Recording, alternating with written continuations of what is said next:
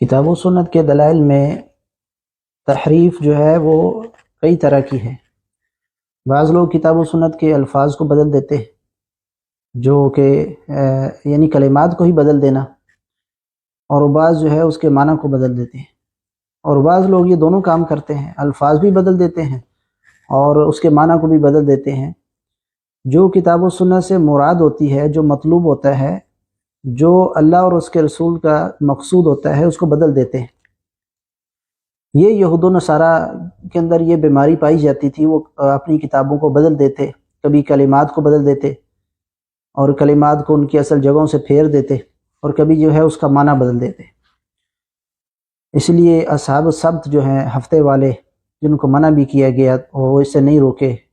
اور بندر جو ہے ان کو بنا دیا گیا۔ اس امت میں بھی ایسے لوگ موجود ہیں، اور اس کی پریکٹیکل جو مثال ہے وہ آپ دیکھ سکتے ہیں۔ آپ اس کلپ کو غور کے ساتھ سنیں کہ یہ شخص کیسے صحیح بخاری مسلم کا نام لے کر دھوکہ دے رہا ہے، اور سب سے بڑا ظلم یہ ہے کہ جو اللہ کے رسول علیہ السلام کی مراد ہی نہیں، وہ اللہ کے نبی صلی اللہ علیہ وسلم کی احادیث کا معنی بیان کر رہا ہے کہ اللہ کے نبی علیہ السلام کو معلوم تھا اور یہ مراد تھی، حالانکہ ایسا نہیں ہے۔ یہ بخاری مسلم کا نام لے کر دھوکہ دیتا ہے۔ ہم لوگوں کو یہی دعوت دیتے ہیں کہ کتاب و سنت کو خود پڑھیں، بخاری و مسلم ہاتھ میں لیں اور احادیث کو پڑھیں، اور پھر دیکھیں کہ یہ کیسے دجل و فریب سے کام لیتا ہے۔ پہلے اس کلپ کو سنیں، پھر انشاءاللہ اس پر تبصرہ کرتے ہیں۔ حضرت معاویہ کے جو والد تھے ابو سفیان، ان کو غزوہ حنین پہ نبی علیہ السلام نے 100 اونٹ دیے، انصار مدینہ کو کچھ نہیں دیا۔ انہوں نے کچھ نوجوانوں نے کہا کہ ابھی تو قریش کا خون ہماری تلواروں سے ٹپک رہا ہے، اور اس شخص پہ اپنے قبیلے کی محبت غالب آ گئی ہے، رسول اللہ کے بارے میں اتنی گستاخانہ جملے بول دیے۔ کیوں؟ کہ انہوں نے کہا یا رسول اللہ، پوری زندگی آپ کی خاطر ہم ان سے لڑتے رہے، یہ آخری وقت میں آ کے مسلمان ہوئے ہیں، 800 اونٹ بھی آپ نے انہی کو دے دیے۔ تو پتہ ہے اس کے جواب میں حضور نے کیا کہا؟ سب سے پہلے تو اللہ نے بتایا کہ آپ کے صحابہ نے آپ کے بارے میں یہ کہا ہے۔ آپ نے سینئر صحابہ کو بلا کے کہا، کیونکہ یا رسول اللہ چھوٹے بچے تھے، عذر قبول کرے۔ حضور نے کہا اللہ اور اس کا رسول تمہارا عذر قبول کرتے ہیں۔ پھر نبی علیہ السلام نے فرمایا کہ انصار، اگر پوری دنیا ایک گھاٹی میں چلے اور انصار دوسری گھاٹی میں انصار کے ساتھ ہوں، میرا جینا اور مرنا انصار کے ساتھ ہے۔ انصار کیا تم پہ اس بات پہ خوش نہیں ہو کہ یہ لوگ دنیا کا مال لے جائیں؟ کون؟ ابو سفیان رضی اللہ عنہ، ہم تو احترام سے اور تم اللہ کے رسول کو لے جاؤ۔ اللہ کے رسول کو پتا تھا کہ دنیا لے جانے والے کون ہیں اور اللہ کے رسول کو لے جانے والے کون ہیں۔ تو جی ناظرین، آپ نے سن لیا کہ نبی علیہ السلام نے حنین کے موقع پر جو ہے وہ 100 اونٹ دیے۔ سب سے پہلی بات آپ نے یہ یاد رکھنی ہے کہ نبی علیہ السلام نے 100 اونٹ جو ہے، کیا وہ صرف ابو سفیان کو دیے تھے رضی اللہ عنہ، یا اس کے علاوہ اور لوگوں کو بھی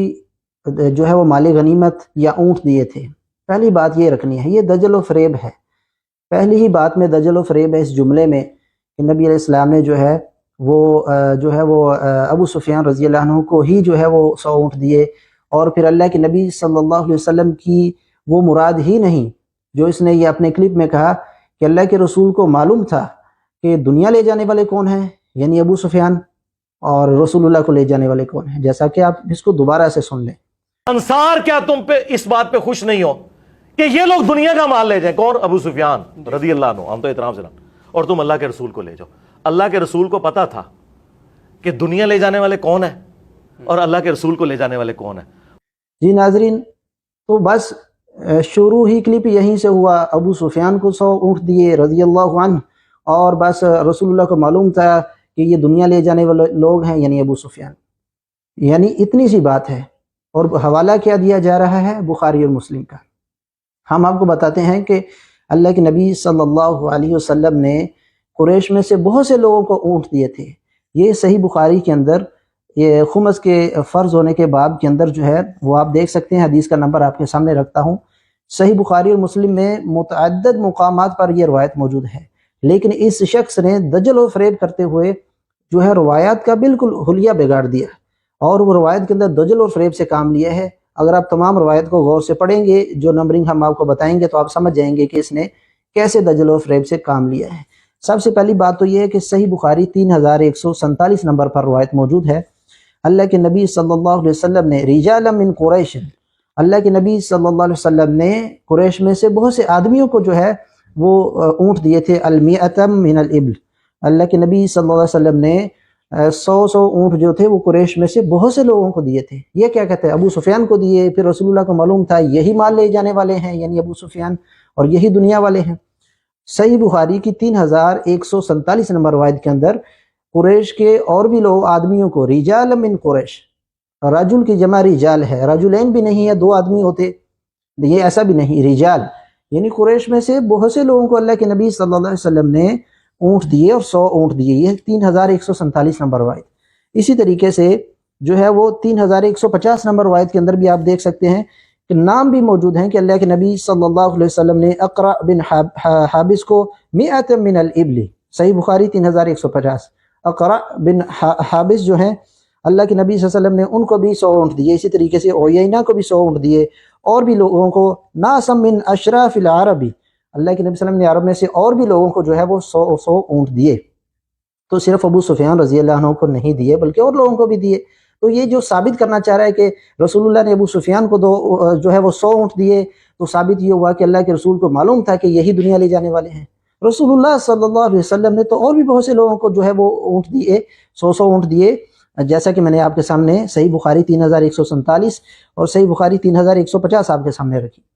رسول اللہ صلی اللہ علیہ وسلم نے اونٹ کیوں دیے، یہ بھی موجود ہے صحیح بخاری مسلم کے اندر، جیسا کہ 3146 نمبر روایت کے اندر موجود ہے کہ نبی صلی اللہ علیہ وسلم نے اس لیے اونٹ دیے لِأَنَّهُمْ حدیث عہد بجاہلیہ، کہ یہ لوگ ابھی نئے نئے مسلمان ہوئے ہیں، تو یہ اس لیے اللہ کے نبی نے ان کو اونٹ دیے تاکہ ان کے دلوں کے اندر جو ہے وہ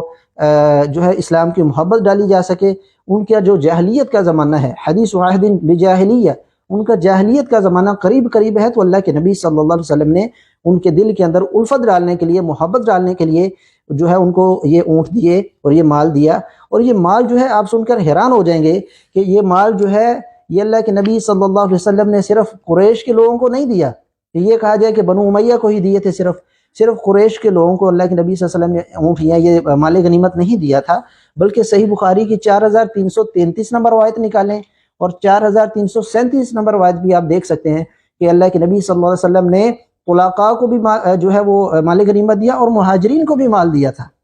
یہ جو کہتا ہے کہ اللہ کے رسول کو معلوم تھا دنیا والے کون ہیں، یعنی ابو سفیان، اس نے صرف ابو سفیان رضی اللہ عنہ کا نام لیا، یہاں تو رسول اللہ نے مہاجرین کو بھی مال دیا ہے۔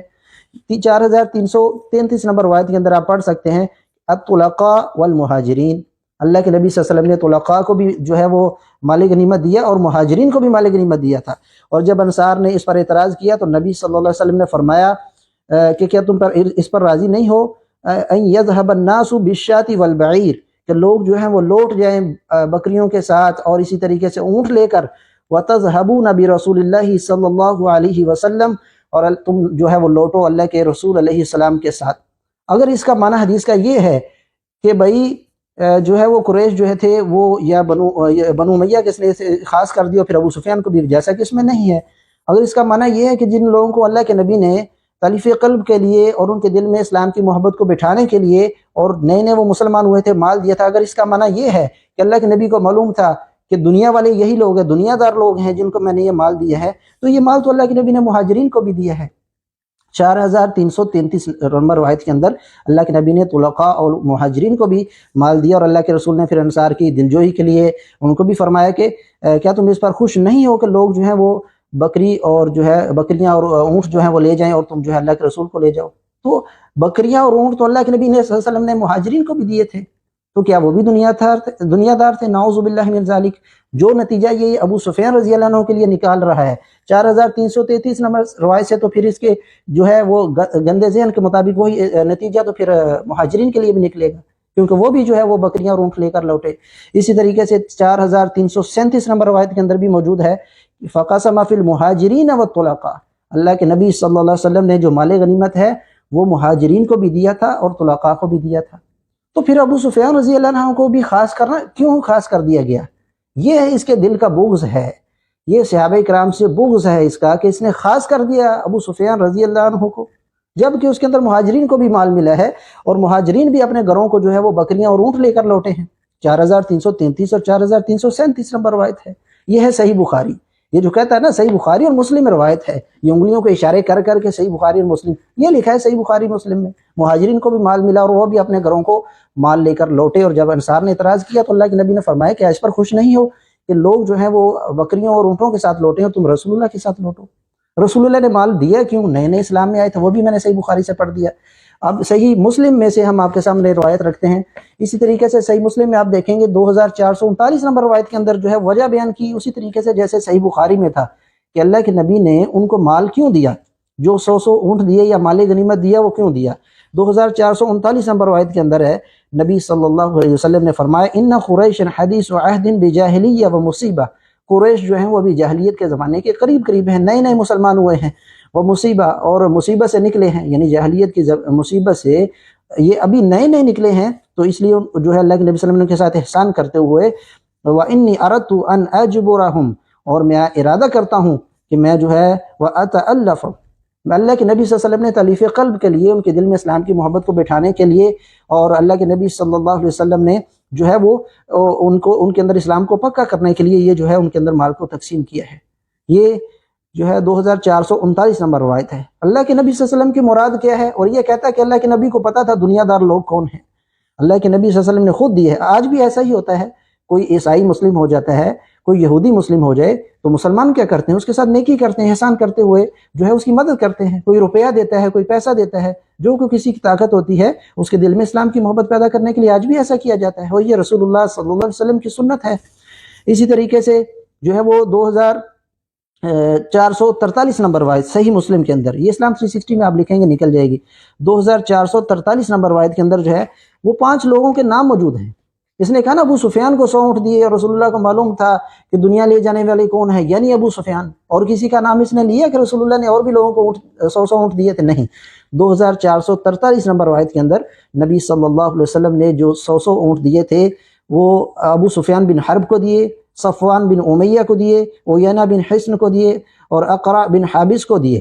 اور اسی طریقے سے عباس بن مرداس کو نہیں دیے، اس سے کم دیے۔ تو پھر انہوں نے ایک شعر پڑھا جس کا مقصد یہی تھا کہ میرے بھی جو ہے وہ اونٹ پورے کیے جائیں۔ تو پھر روایت کے آخر میں فَأَتَمَّ لَهُ رسول اللہ صلی اللہ علیہ وسلم،